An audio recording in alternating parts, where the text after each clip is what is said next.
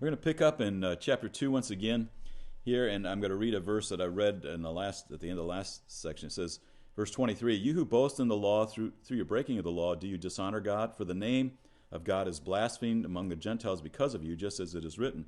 For indeed, circumcision is of value if you practice the law, but if you are a transgressor of the law, your circumcision has become uncircumcision."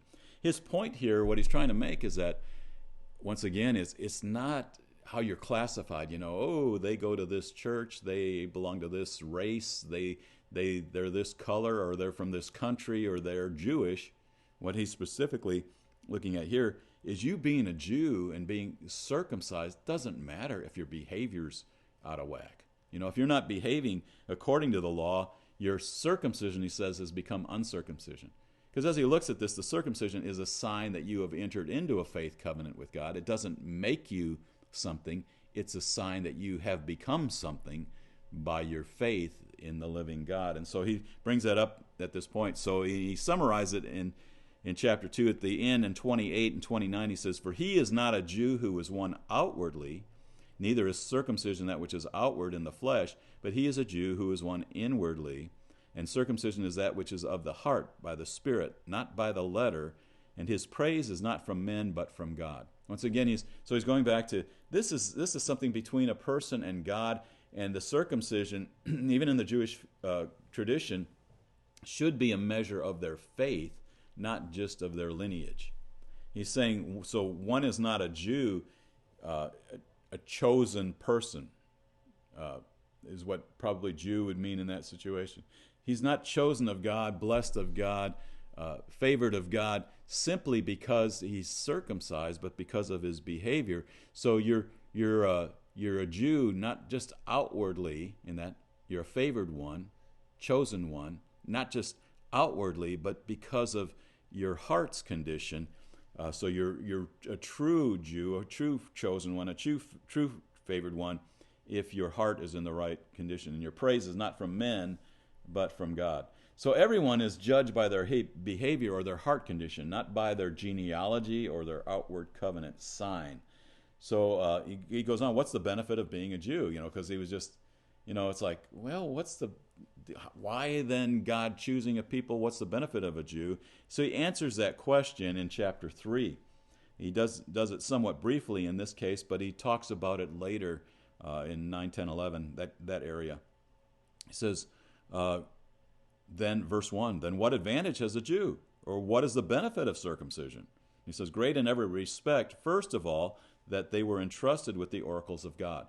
So he's saying the blessing of being a Jew is that God chose a certain people to speak through by giving them his word, his law, his commandments, his statutes and whatever, and you are the people. So that's a blessing. It's a blessing to be of that heritage.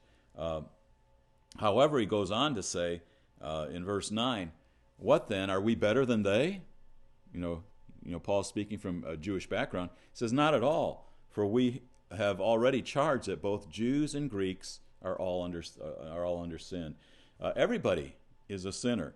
In fact, he quotes then out of the Old Testament in verse 10, "It is written, there is none righteous, not even one." And so that's kind of the theme that we're getting at here in this part of Romans as he's developing the justification by faith gospel of salvation.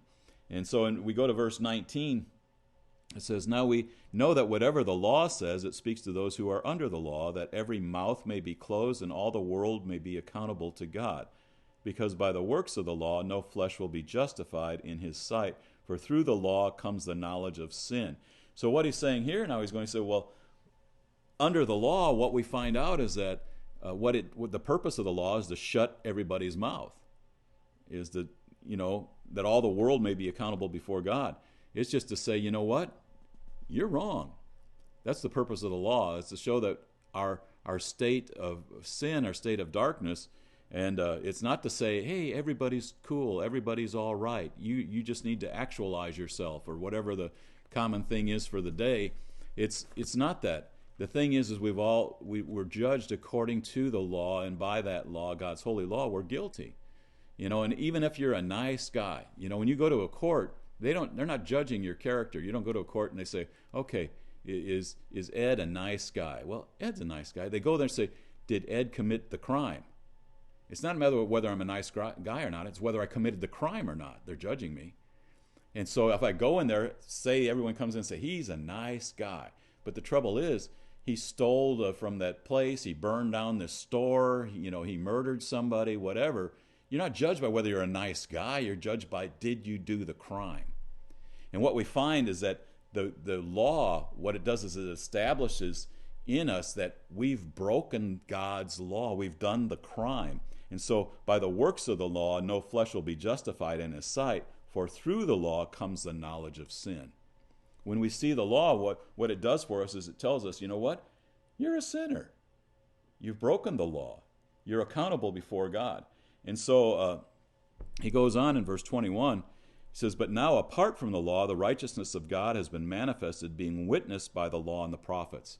So he's saying the law and the prophets speak to this message that we're giving, even the righteousness of God through faith in Jesus Christ for all those who believe, for there is no distinction between Jew and Greek, no distinction between Gentile and Jew, no distinction between any group of people. There's no distinction. Verse 23, for all have sinned and fall short of the glory of God. How do we know that? Well, the law shows us that we've sinned. The law shuts our mouth. It closes the mouth of everybody, shows that we're all accountable, that we've all sinned. And then he goes on in verse 24 to begin to bring us the good news, being justified as a gift by his grace through the redemption which is in Christ Jesus. And so what he says is that although we're all condemned under the law, there is a gift of redemption. Justification is a gift that comes through Jesus Christ. And so he explains that there, and he's building on this whole thing. Now he's taken and he's concluded that Jew and Gentile, everybody is in the same boat. And the boat's not good. The boat is we're all sinners. All have sinned and fallen short of the glory of God. And then he goes on, to say, but there's a gift of righteousness, a gift of justification that is given to us. I wasn't planning on reading these, but I just have to. Verse 25, whom God displayed publicly as a propitiation in his blood through faith. Propitiation is satisfaction. God was satisfied by the blood of Jesus for the sin of the world. This was to demonstrate his righteousness, because in the forbearance of God, he passed over the sins previously committed. For the demonstration, I say, of his righteousness at the present time, that he may be just and the justifier of the one who has faith in Jesus.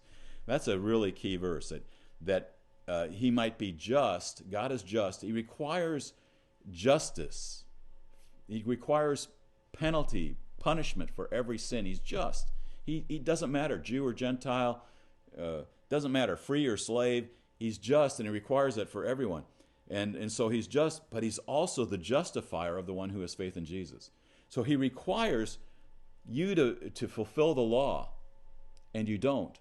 But then he is not only just requiring that, he's the justifier because he provides Jesus, who did do the law, and if you will have faith in him, he's paid for your crime. So if I go into court again and I'm accused of a crime, I've had 26 speeding violations, and I've got all these fines, and they're accumulated over years, and I'm going to prison, but somebody comes in and pays my fine.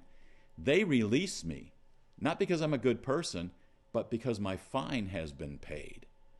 And here's what we have in this, what he's saying here is, God is just, he requires payment, but he's also the justifier. He made the payment for us. And since the payment has been made, we can be justified, made righteous by faith in Jesus. Faith in someone that God himself has provided for us to pay our penalty for us. And it says, verse 27, where then is boasting? It is excluded. By what kind of law? Of works? No, but by the law of faith. And so he's saying, nobody can boast now. You're not good enough. And how is the boasting excluded? It's by, he calls it a law of faith. It's that now I'm not saying, hey, I've done it all. Faith says somebody else did it for me.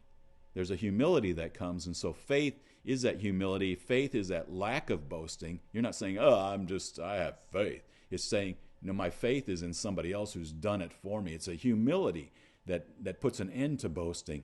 And so that's what Paul's concluding here.